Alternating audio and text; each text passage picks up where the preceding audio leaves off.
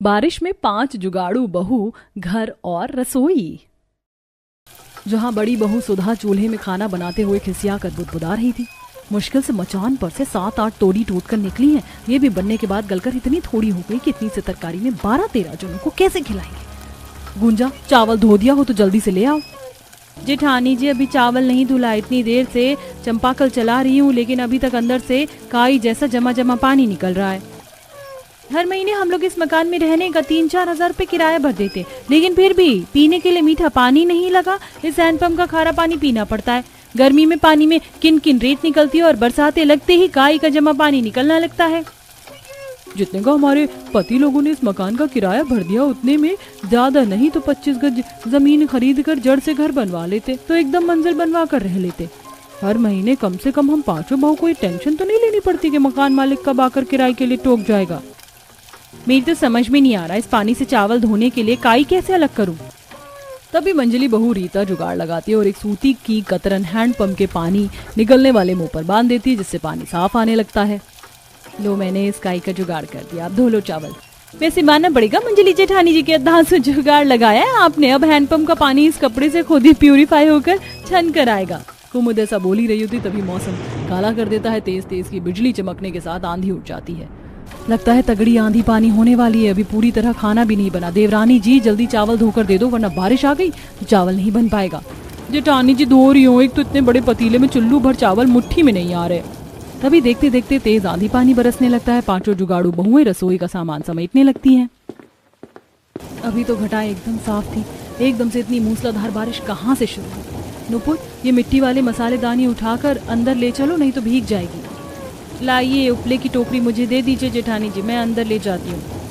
तब कुमुद चूल्हे पर चढ़ी सब्जी की कढ़ाई जल्दी से उठाकर मकान के अंदर ले जाकर रख देती है। बड़ी बहू सुधा जैसे ही आंगन में बना चूल्हा पन्नी से ढकने लगती है तो मूसलाधार बारिश के चलते अचकन की मिट्टी गल चुकी थी। हे भगवान जी, कितने जतन से मैंने धूप गर्मी में नदी के पास से मिट्टी लाकर चूल्हा बनाया था और बारिश में मेरा चूल्हा टूट गया। अब खाना पीना किस पर बनेगा। बरसात में चूल्हा भीग कर टूट जाने के चलते सुधा को परेशान होते देखकर सास गोदावरी कहती है, बड़ी बहू, मिट्टी का चूल्हा ही तो था, भीग कर टूट गया तो टूट गया। वैसे ही सावन भदवा के मौसम में तुम खुले आंगन में खाना नहीं बना पाती, इसलिए तुम मुझे मिट्टी ला कर दे देना। मैं भंडार कोने में 2 मुंह का चूल्हा डाल दूंगी।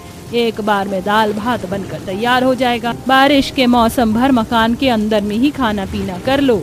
जहाँ एक तरफ पड़ोसी अड़ोसी बारिश के मौसम में अपने पक्के मकान में आरामदायक जिंदगी बिता रहे थे, वहीं बरसात का मौसम लगा देखकर 5 बहुएं काफी परेशान हो जाती हैं, क्योंकि इस किराए के मकान में पिछले 10-15 सालों से गोदावरी अपने 5 बेटों, 5 बहू और उनके 3 बाल बच्चों समेत किसी तरह टाइम काट रही थी। लेकिन छत दीवार कच्ची और कमजोर होने के चलते बारिश के मौसम में इन्हें टपकती छत के अंदर रहन सहन करने में काफी परेशान होना पड़ता था। मूसलाधार बारिश से उनके मकान की छत चूने लगती है। जेठानी जी, देखिए, बारिश की 2-4 बूंद नहीं पड़ती कि हमारा मकान चूने लगता है। क्या करेंगे? और क्या करेंगे, हर साल की तरह जैसे बारिश में बर्तन लगाकर एक जगह पर दही की तरह जमकर पानी इकट्ठा करते हैं, वही करेंगे, क्योंकि इस साल भी हमारे निखट्टू पतियों से मकान की छत पक्की नहीं करवाई गई। गुंजा के ताना कसने पर प्रभात भड़क जाता है और दोनों में झगड़ा होने लगता है। बस तुम लुगाइयों में से तो हम 5 भाइयों का घर में थोड़ी देर बैठना भी देखा नहीं जाता। अरे हमारा घर में रहकर खाना तुम सभी की आंखों में खटकता है। बस दिन भर घर के बाहर रहकर गधा मजदूरी करो, तब सब ठीक है। बस बस रहने दीजिए। आप 5 भाइयों की कमाई में तो जैसे आग लगी पड़ी है। पिछले साल बरसात से बोलते बोलते इस साल की बारिश की शुरुआत हो गई, लेकिन फिर भी आप 5 भाइयों से इतने पैसे भी नहीं जुड़े कि कम से कम घर की छत दीवार पक्की करवा दो। मैं तो करम फूट गया ऐसे निखट्टू पति से शादी करके। हाँ तो बोल देती अपने पिताजी को, कोई सरकारी सर्विस वाला पैसे वाला दामाद ढूंढ लेते। करवानी थी ना कमाते खाते परिवार में शादी। 2 टाइम की रोटी तो तुम्हें मैं ही कमा कर खिला रहा हूँ ना, कि तुम्हारे पिताजी। एक तरफ बरसात का कहर था, वहीं मकान के अंदर अपने बहू बेटे को इस कदर झगड़ा करते देखकर बिस्तर पर पड़े बीमारी की हालत में जूझते हुए हरिहर ने कहा, हे भगवान, अरे क्यों तुम मियाँ बीवी जब देखो झगड़ते रहते हो। अरे गोदावरी, इन दोनों को शांत करो, मेरा सिर दुखने लगा। ओहो, तुम दोनों मर्द लुगाई को लाज लग रही है कि नहीं थोड़ी भी? यहाँ तुम्हारे ससुर ने खटिया पकड़ रखा है और तुम दोनों झगड़ रहे हो। प्रभात, गुंजा, गरम मिजाज से मसले का निवारण नहीं निकलता। अब तो जो हालात सामने है उसे झेलना ही पड़ेगा। तभी बड़ा बेटा मनोहर नरमी से समझाता है, देखो तुम सब तो जानती हो मानसून के मौसम में हमारा दिहाड़ी भत्ते का काम बहुत ही ठप हो जाता है, वरना पक्का करवा देते। और वैसे भी किराए के मकान में रहकर खुद के पैसे लगाकर काम करने से मकानदार किराए में नहीं कटेगा। कुछ खाना बनाया है तो दे दो, हम खाकर काम पर जाएं। रीता बहू अपने देवर जेठ पति को खाना परोस दे। तभी रीता असहज होकर कहती है, माँ जी केवल सब्जी बन पाई है, भात बनाने जा रही थी, इतने में बारिश हो गई। रीता बहू देख, रात की कोई बासी कोसी रोटी बची हो तो दे दे। तुम पांचों के पतियों को इतनी समझदारी है कि चूल्हा टूटा पड़ा है तो टटका चावल कहाँ से मिलेगा। तब रीता थोड़ी थोड़ी सब्जी के साथ हिचकिचाते हुए रोटी परोसती है। जेठ जी वो सब्जी कम है इसलिए थोड़ी थोड़ी दी है। कोई बात नहीं, इतने में तो रोटी खा लेंगे। पांचों थोड़ी सी सब्जी के साथ छुआ छुआ कर रोटी खाते हैं और हल्की बूंदाबांदी में रोजी भत्ते के लिए निकल जाते हैं। तभी नुपुर दुखी भाव से कहती है, सब्जी कम होने के चलते हमारे पतियों ने पेट भरकर खाना भी नहीं खाया, थोड़ा अचार भी होता तो खा लेते बढ़िया से। जार का आधे से ज्यादा अचार तो बाल बच्चों ने खाकर खत्म कर दिया। उन्हें भी तो रोज अचार पराठा देते थे, ऊपर से इस साल तो बाजार में कच्ची कैरी भी इतने महंगे दाम पर बिक रही है कि सोचना पड़ता है। कुमुद की ये बात सुनकर रीता के दिमाग में जुगाड़ आता है। अरे जब बिना खरीदे ही आम का अचार लगा सकते हैं तो बेफिजूल के पैसे क्यों फूकना। आज कितनी देर तक पीट पीट कर आंधी पानी बरसा है, पता है जंगल में पेड़ से कितने सारे आम गिरे होंगे। ये तो हमने सोचा ही नहीं। चलो इससे पहले कि कोई और जाकर वो सारे आम बीन के ले जाए, चलो। तभी बारिश में भीगे हुए दोनों बड़ी बहू रीता सुधा के बच्चे स्कूल से आ जाते हैं। माँ छोटी चाची आप सब लोग कहाँ जा रही हो, मैं भी चलूंगा। राजू बेटा हम जंगल जा रहे हैं, तुम्हारे लिए मीठे रसीले आम चुन कर ले आएंगे, तुम घर में रहो। थोड़ी देर में पांचों बहुएं जंगल पहुंच जाती हैं, जहां ठंडी ठंडी हवा चल रही थी और शाखाओं पत्तों पर जमी बूंदे गिर रही थी। जमीन पर बहुतायत के आम पेड़ से टूट कर गिरे थे, जिसे देखकर पांचों जुगाड़ू बहू खुश होकर जल्दी जल्दी चुनने लगती हैं। जरा देखो ये शहरी दशहरी कच्चे आम कितने बड़े हैं, पता है बाकी मालदे और लंगड़े आम की तुलना में इसमें काफी गूदा होता है और इसका अचार भी अच्छा लगता है और काफी समय तक टिकता है। वैसे कुछ देर की बारिश से मौसम के वातावरण में कितनी ठंडक आ गई है और पेड़ पौधों ने भी नहा लिया। तभी जंगल के बीच बनी मड़ई में से बूढ़ी दुलारी बाहर आती है। अब आई हो तुम बहुएं, मैं कब से तुम्हारी बाट जो रही थी। कैसी हो दुलारी दादी, तबीयत तो ठीक है? हाँ मैं तो एकदम चंगी वाली हूँ।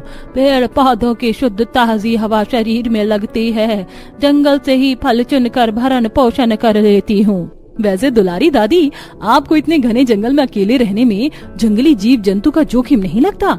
रीता बहू इस जग में जानवरों से वफादार तो इंसान भी नहीं होता। एक कुत्ते को भी अगर तुम 2 टुक रोटी डाल दोगी ना तो इतनी भी खाकर संतुष्ट हो जाता है, तुम्हारे घर के बाहर बैठकर पहरेदारी भी करेगा। ये तो है दुलारी अम्मा, हम पांचों भी जंगल में जब आते हैं तो काफी सुकून ठंडक मिलता है। दिल करता है यहीं पर बसावट कर लें, किराए की भी भारी चिंता सर से उतरे। तब नुपुर नदी के किनारे हरे साग निकले हुए देखती है। सुधा दीदी, रीता दीदी, वो देखिए बरसाते लगते ही नदी में साग पनप गया है। पर नुपुर साग तो सर्दी के मौसम में होता है, बारिश में कौन सा साग पात होता है? मेरे देखने में तो खरपतवार लग रहा है। गुंजा जीजी मुझे भी साग की अच्छे से परख है। ये लाल चौलाई का साग है, बाजार में बहुत महंगा बिकता है, मैं खोट कर ले आती हूँ। नुपुर नदी के अंदर उतरकर उस लाल लाल चौलाई साग को खोटने लगती है। तभी उसके पैरों के नीचे काफी सारे पत्थरों का आभास होता है। लगता है इस नदी में घोंगे और सीप भी हैं। नुपुर देखो मौसम खराब हो रहा है, जल्दी से आ जाओ। हमारा चूल्हा भी तो टूट गया है, अब नदी के पास आए तो बलुआ मिट्टी ले लेते हैं। दोनों बड़ी बहू चूल्हा बनाने के लिए मिट्टी निकालती हैं। वहीं नुपुर नदी में से ताजा साग खोद कर बाहर आती है। जैसे ही पांचों बहू घर पहुंचती हैं तो मकानदार राजू को मार रहा था। दादी मुझको बचाओ, मोटे खड़ूस अंकल मुझको मार रहे हैं, मुझको बहुत दर्द हो रहा है। मकानदार जी छोड़ दीजिए मेरे पोते को। हरामखोर कहीं का, तूने मुझे मोटा बोला, अभी देख मैं तेरे कैसी खाल खींचता हूँ। तभी रीता बीच में आकर अपने बच्चों को ले लेती है। हे भगवान, राजू तो ठीक है ना? मकानदार जी इतने छोटे मासूम से बच्चे को मारते हुए आपको मोह नहीं आ रहा था? अरे क्या किया मेरे बेटे ने? ज्यादा दूध की धुली मत बन गोदावरी की बहू। एक तो तूने अपने बेटे को इतना चस्का कर रखा है, मेरे मकान का दरवाजा तोड़ दिया। खर्चा तो मेरा बढ़ गया ना। एक तो तुम पांचों की कसम कभी भी टाइम पर किराया नहीं देते। खाली कर जाओ मेरा मकान। उल्टा चोर कोतवाल को डांटे। पिछले 2 महीने से दरवाजा उखड़ा हुआ है, हमने अपने पतियों से आपको खबर भी करवाई थी। एक तो आपको मकान में कुछ भी मरम्मत करवाने के लिए बोलो तो आप नहीं करते। छत भी एकदम कमजोर पतली चादर हो रखी है, ना तो आप पक्की करते हो और ना किसी साल सफेदी करते हो। मकानदार के अचार डालने के लिए बनकर बैठे हो। रीता गुस्से में मकानदार पर दाना पानी लेकर चढ़ जाती है, जिससे वो भी पिनक जाता है। अच्छा जी, जिसका खाना उसी को आंख दिखाना। अरे ओ गोदावरी, समझा ले अपनी बहू को, ज्यादा प्रधान ना बने, वरना अभी सबको निकाल कर फेंक दूंगा, फिर दर दर भटकते फिरेंगे। रीता शांत हो जाओ, बात बढ़ाने से कोई फायदा नहीं है। मकानदार जी, अभी आप चले जाइए, हमारे पति आएंगे तो हम किराए के लिए बोल देंगे। इस महीने में मुझे पूरा क्लियर किराया चाहिए और 10 तारीख तक मुझे मेरा मकान भी खाली चाहिए। एक तरफ बरसात का मौसम था, वहीं दूसरी तरफ मकानदार घर खाली करने के लिए बोलकर चला जाता है। रात को पांचों भाई थैली में थोड़ा थोड़ा राशन लेकर आते हैं। ये लो, थोड़ा दाल चावल लेके आए हैं, खिचड़ी बना दो। आज भी आप पांचों भाई की इतनी आमदनी नहीं हुई कि सब्जी ले आए, बस छुच्छे दाल चावल उठा कर ले आते हैं, बच्चे खाते भी नहीं है। नूपुर, तुम ऐसे ताने मार रही हो जैसे हम भाई दिन भर बाहर बैठकर झक मार रहे थे, दिन भर खाली बैठे थे, शाम को दिहाड़ी लगी है, जितनी आमदनी होगी उतने में तो खर्चा लेकर आएंगे, अब क्या कोलू में सर दे दें? हे भगवान, दिवाकर नुपुर, तुम दोनों चुप हो जाओ। वैसे ही मकानदार खाली करने को बोल के गया है। क्या मकानदार ने खाली करने को बोला है घर? लेकिन क्यों? गोदावरी मनोहर को पूरी बात बताती है, जिस पर वो बौखला कर कहता है, अरे तुम लुगाइयों को क्या जरूरत है उस दुकानदार को मुंह लगाने की? अब ऐसे बरसात के मौसम में हम घर कैसे खाली करेंगे? और अब इतने सस्ते में मकान भी नहीं मिल रहा। दूसरे लोग 25-25 गज के पक्के मकान का किराया भी 5 से 6 हजार रुपए है, और अभी हमारा दिहाड़ी भत्ता का काम नहीं चल रहा। अब तुम घर ढूंढना। गुस्से गुस्से में पांचों भाई घर में बैठ जाते हैं, जिससे दिहाड़ी का काम भी छूट जाता है और घर चूल्हा भी नहीं जलता। तभी पूजा गौरी खाने के लिए ललकते हुए, मम्मी मम्मी, मेरे जोर से भूख लगी है, कुछ खाने को बना दो। क्या बना कर दूं तुझको गौरी? रसोड़े में एक मुट्ठी चावल भी नहीं पड़ा है कि पका कर दे दूं। चाची, चावल नहीं है तो हमें नमक तेल लगाकर रोटी दे दो, हम खा लेंगे। पूजा को रोटी मांगते देख के सुधा गुस्से में मनोहर को सुनाती है, आप पांचों भाई की मती में गोबर भर गया है क्या? 2 दिन से घर में चूल्हा नहीं जला और आप सब घर में बैठकर ओल पे मिट्टी चढ़ा रहे हैं। काम धंधा तुम जाकर कमाकर खुद चला लो घर। तभी पड़ोसन शशिकला मुंह में आकर बच्चों के लिए अपनी रसोई से खाना दे जाती है। ये लो सुधा, आलू गोभी की सब्जी, रोटी और दाल मखनी है, तीनों बाल बच्चों को खिला देना। धन्यवाद काकी। ऐसे ही देखते देखते मकान खाली करने का मोहलत खत्म हो जाता है। मकानदार भरी बारिश में सबको मकान से बेघर कर देता है। अरे चलो फूटो सब मेरे घर से, और खबरदार जो यहाँ आज के बाद भटके। अरे अभी मकान के अंदर हमारा सामान रखा है, उसे लेने दीजिए। एक सुई भी तुम्हें मकान में से लेकर नहीं जाने दूंगा। एक तो तुम गरीब मेरा 3 महीने का किराया पचा गए, अब एक एक चीज बेच के वसूल करूंगा। पांचों बहुएं, बूढ़े सास ससुर, बाल बच्चे और पतियों के साथ बरसती आंधी पानी में रोड पर चलने लगती हैं, जहां जल भराव था। आसमान में जोर जोर से बादल गरज रहे थे। मम्मी, मुझे पानी में डर लग रहा है और ठंड भी लग रही है, घर कब आएगा?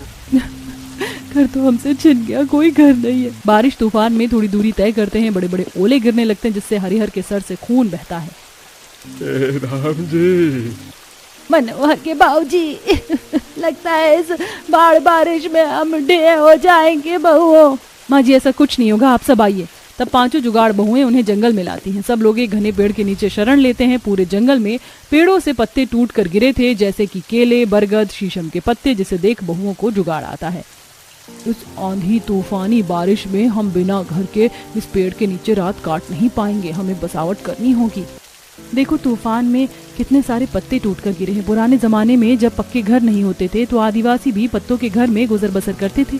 पांचों बहुएं बरसात में भीग भीग कर पत्तों का आश्रय डालने की कोशिश करती हैं, लेकिन वो हवा के तीव्रता से तिनके की तरह बिखर जाता है, जिस पर नुपुर, इस तरह हम अपनी बसावट खड़ी नहीं कर पाएंगे क्योंकि ये पत्ते हल्के हैं। तभी उन पांचों के पति भी मदद के लिए आते हैं और दिवाकर कहता है, देखो, बसावट करने के लिए पत्तों के साथ ठोस लकड़ी चाहिए होगी, तब बात बनेगी। हमें अपनी गलती का पछतावा है, हमें माफ कर दो। तब पांचों शीशम, देवदार जैसे ठोस पेड़ की लकड़ियां काट कर लाते और जमीन खोद कर नींव डालते हैं। तभी तीनों बच्चे एक पेड़ में से चिपचिपा पदार्थ ले जाते हैं। माँ देखो, हमें पेड़ से गोंद मिला। ये तरल पदार्थ मेरे हाथों में चिपक गया। रीता, ये पदार्थ हमारे घर में पत्तों को चिपकाने में मदद करेगा। बच्चों, ये पदार्थ और लेकर आओ। तीनों बच्चे उस पेड़ की छाल से गोंद इकट्ठा करके लाते हैं। तीनों बहू पतियों के साथ लगकर घर बनवाती हैं। 2 बहू नुपुर, कुमुद भोजन की व्यवस्था में लगती हैं। देखो, मुझे जंगल में से कितनी सब्जी मिली है। ये जंगली गोभी, कुंदरू और अरबी के पत्ते, इसके पकौड़े बहुत ही स्वादिष्ट बनते हैं। देखो, इस नदी के किनारे कितने सारे बड़े बड़े पत्थर थे, इसमें हम अपने लिए छोटी मोटी रसोई बना सकते हैं और सामान भी। तब दोनों पत्थर लकड़ी से जुगाड़ू रसोई बनाती हैं। और उसकी छत को खजूर, केले के पत्ते और नारियल के पत्ते से टिकाऊ मजबूत करती हैं और ईंट पत्थर से जुगाड़ू चूल्हा बना लेती हैं। किसी तरह हमने इस पत्थर से जुगाड़ू चूल्हा तो बना दिया, लेकिन पकाने और परोसने के लिए हमें बर्तन की आवश्यकता लगेगी। और इतनी भीषण बारिश में तो इस जंगल में सूखी मिट्टी मिलना भी असंभव है, जो हम मिट्टी के बर्तन ही बना ले। कुमुद नुपुर ऐसा सोचकर बर्तनों की तलाश में आगे निकलती हैं, जहां उन्हें फलदायी महुआ का पेड़ दिखता है, जिस पर से सफेद मोती जैसे महुआ पूरे जंगल में चू कर गिर रहे थे, जिसे देखकर कुमुद प्रसन्न हो जाती है। मुझे तो पता ही नहीं था कि जंगल में महुआ का पेड़ है। अब तो हमारे खाने का जुगाड़ हो गया। पता है, महुआ की रोटी बहुत स्वादिष्ट बनती है। वो देखो कुमुद, इस बरगद के पत्ते कितने चौड़े हैं। गांव देहात में शादी विवाह में इसके पत्तल बनते हैं। हम इससे बर्तन बना सकते हैं। नुपुर उस बरगद की डाली से खूब सारे पत्ते तोड़कर अपनी बसावट में वापस आती है और खाना रखने के लिए बड़े बड़े बर्तन पत्तल बनाती है। वहीं दुलारी उन्हें जरूरत के लिए 1-2 मिट्टी की हांडी दे जाती है। ये लो बहू, ये मिट्टी की पतूकी ले लो, इसी में पका लेना। बहुत बहुत धन्यवाद दुलारी दादी, आपने हमारी समस्या हल कर दी। चलो अरबी के पकौड़े बनाते हैं। मगर बिना तेल के पकौड़े कैसे बनाएंगे? तभी सुधा जंगल के थोड़ी आगे अरंडी के पेड़ देखती है, जिसमें फल लगे हुए थे, जिन्हें देखकर उसको जुगाड़पन सूझता है और वो उन फल पत्तों को तोड़ कर ले आती है। जेठानी जी, आप इन कटीले फलों का क्या करोगी? रीता, इसके अंदर अरंडी के बीज होते हैं, जिसको पेड़ने से तेल निकलता है। ये सुनकर रीता आश्चर्यचकित होती है। तब उन फलों में से बीज निकालकर सुधा उसे कूट कर तेल निकालती है। वहीं जंगल से ही उन्हें कच्चा हल्दी का पेड़ भी मिल जाता है और नदी में से नमक, जिससे वो स्वादिष्ट पकौड़े बनाकर परोसती हैं। वाह, ये अरबी के पत्ते के पकौड़े तो कितने करारे, खस्ता और स्वादिष्ट लग रहे हैं। खाने में पेट भर गया। सच में मनोहर भैया, और इस जंगल के ठंडे ठंडे वातावरण में बसावट करके खाने का अनुभव कितना खास है ना। ये लीजिए और पकौड़े खाइए, गरम गरम स्वादिष्ट लगेंगे। सुधा, हमको माफ कर दो। हमारी लापरवाही के चलते हम आज घर से बेघर हो गए। ये तो तुम पांचों के जुगाड़ की वजह से हम इस जंगल में बसावट कर पाए, वरना बेघर बिना छत के बारिश में भटक रहे होते। अब हम पांचों भाई मेहनत से कमाएंगे। अगले दिन तड़के सुबह सुबह पांचों जीविका उपार्जन करने में लग जाते हैं। तीनों भाई लकड़ी की कटाई करते हैं और 2 नदी में से मछली निकालते हैं। वैसे बरसात से इस नदी के पानी का जलस्तर काफी बढ़ गया है।